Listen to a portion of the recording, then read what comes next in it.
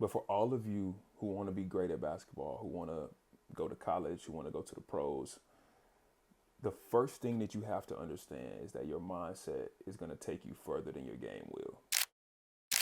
Like your game can get you to a certain point, but when talent evens out and the competition evens out, it's the mental that's going to get you over the hump. I was talking to one of my guys earlier, and it was all about the mental conditioning of an elite level athlete. What does it look like to be elite and get an elite result on the court? Because like there's always gonna be people that doubt us. There's always gonna be people that don't believe in the vision that we saw. Like even me as a business owner, as a mentor, like I could have a vision for a product that I want to bring to market, and it's my vision. I'm the one who conceptualized it. I'm the one who dreamed it, and it's my job to go convince people of my vision. And if you don't believe in it, it's cool. Like not everybody's gonna believe in it, and I'll bring people along that will believe in it. But once you're on a team, I have an obligation to you to make you believe in what I'm doing and in the greater vision for this product that we have. So as a player, it's your job to convince a coach of the product that he's getting. Like at the end of the day, people want to win. And this is just a mindset shift for any basketball player, anybody who wants to be successful. People, once you understand people, you can understand the game and vice versa. People want to win. A coach wants to win. So whoever that coach feels like gives him the best chance to win, that's what he's going to roll with. And typically, winners have similar characteristics. They're hardworking, they're dedicated, but first and foremost, they believe that they can win. They're confident. They have a level of confidence and charisma and belief, not even charisma, but conviction. They have a level of conviction in their own abilities, in what they can bring to the unit, how they can impact the game. Even if it's delusional sometimes, like that's okay. But you have to go out on the floor every day as if you're destined to do this. That's the only way to be massively successful within any competitive sport. Basketball, business, or if it's something competitive, you have to have a belief in yourself, like you were born for this. Because there's somebody who does, and if that person has the same amount of talent as you, you're gonna lose. You'll get by on game alone up until a point, until you run into that dog that's just as big of a dog as you, if not more. And then once that talent level is equal, mindset takes the cake. So when you talk about the NCAA, you talk about these P4 players, you in the ACC, you in the SEC, you in the Big Ten, talent is equal. Everybody can jump, everybody can run, everybody can shoot, everybody can dribble, everybody's tall, like everybody's plus positional size. So the mental approach you have to the game, and sometimes, honestly, it's not even like I'm locked in. Sometimes it's I enjoy this more than the next person. I find pure joy in the work more than the next person. I have a different temperament for handling adversity, so I'm more able to handle pressure than the next person. All these things that like we don't know, but our upbringing, our socioeconomic class, our demographics, like all that plays a role in how we handle certain adversities, how we view and frame the world that we live in, how we view and frame the game. Do I understand the game in its entirety? Do I know why the different pieces of the puzzle fit the way they do? Like there's so many different things and nuances, and that's kind of what this series is about, is me being able to explain those nuances to you. Like being somebody who came up as an underdog in high school, middle school. Like people didn't believe in me. People told me that I would never play in the ACC. People told me I wasn't even good enough to play on certain AAU teams in my high school. In middle school, I was on a D2 AAU team. We had a D1 team. I'm on a D2 team. And out of the whole organization, the only two people that made it to major Division I basketball were myself and Theo Pinson, who was the number one player in the country. He ended up playing at Carolina. I ended up playing at NC State. But out of the whole organization, like I wasn't even good enough to play on the D1 team. But then I turned around and ended up being the only person 10 years later who's playing on CBS national television against the person who was already the number one player in the country. So like in order to hunt that down, it took years and years of mental practice, of reps, of work in the weight room, in the gym, in the lab, like working on myself, overcoming that to get to a point where, okay, now you can go toe to toe and perform on those stages. Um, and that was all mental.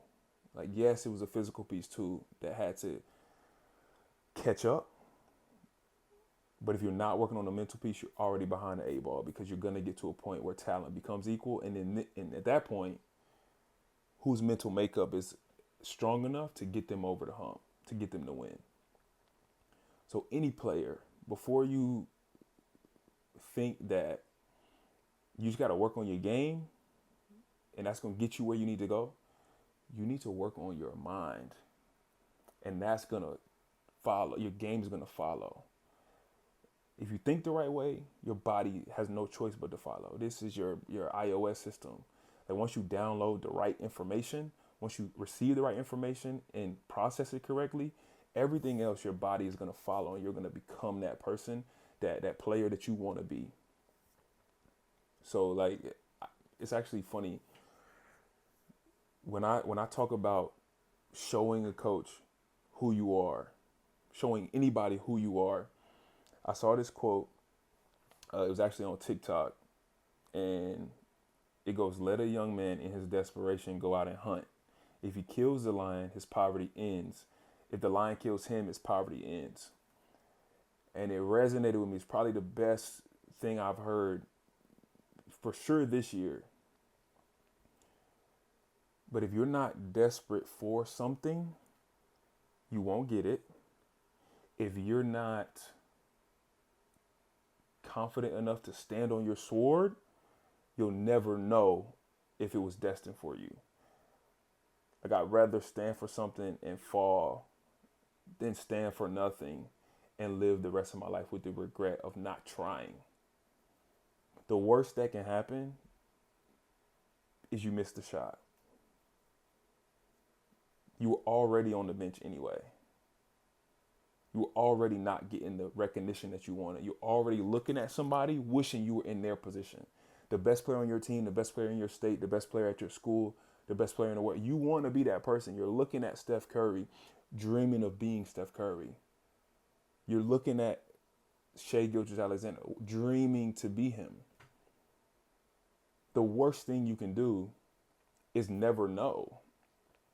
Like, I didn't try, so I never know. At least if I try, I know I just wasn't that talented. I let myself fully go mentally, and I tried. I gave it my all to be that person. I'm not that talented. Cool. You can live with that. That's God given. Like, God gave us all talents to be whoever we need to be in whatever area we need to be in. We're on this journey to maximize our mental, to maximize our body, to maximize our understanding. Basketball is just a tool to help us understand the world that we live in, right? So if we've mastered the world that we live in through the game of basketball, because there's parallels in all of it, like everything we ever do on the court has a parallel to off the court. And if we're able to master that, then we won in the game of basketball. We won. Whether you go to the league, whether you overseas, whether you make it to D1, D2, whatever. If you maximize everything else, you can live and sleep good at night knowing that the plan for you is being executed and you're maximizing and moving in the fullest potential of that plan. So, like, I say all that to say, whatever your situation is, whether it's you on the bench, you want to get off, whether you know in your heart that you could be better than you're performing at, do some inventory on the mental, work on that first. Actually believe in yourself. Like, the mind and the body together creates a soul, which completes the foundations of who you are, your mind, your body, your soul, how those pieces go together.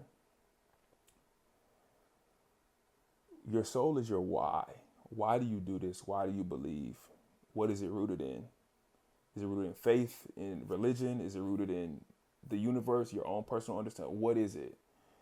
If it is rooted in religion, you believe in God, then move like it, walk like it. Don't go out on a basketball floor and not believe in somebody who saved the world.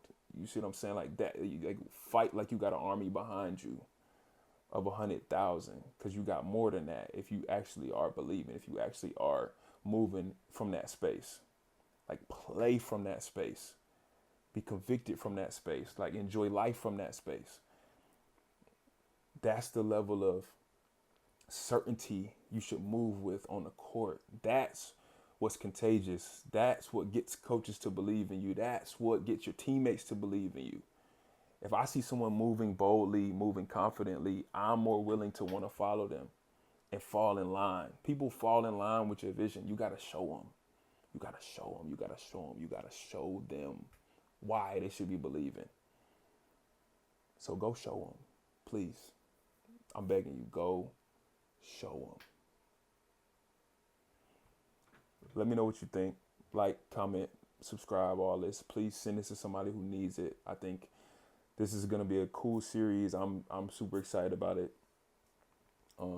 There's so much nuance within the game that even guys who are pros that I've come in contact with, they're not receiving this level of like connectivity and communication between coach and player. And that's kind of where I fall in. Like, I was a coach before. I've coached at every level: AAU, high school, college, NBA.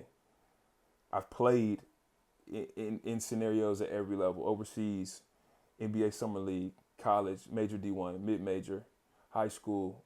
I've been a superstar at different levels. I've been everywhere from the manager to a superstar at every single level.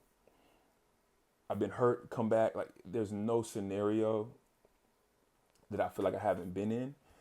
And bringing that parallel from life to basketball is, I think, my superpower. So we're going to keep doing this series. This is just the first one. Hopefully we got something from it. Please like, comment, send it to whoever, that you think needs it. And we'll go from there. We'll keep growing. I'll see you guys next time.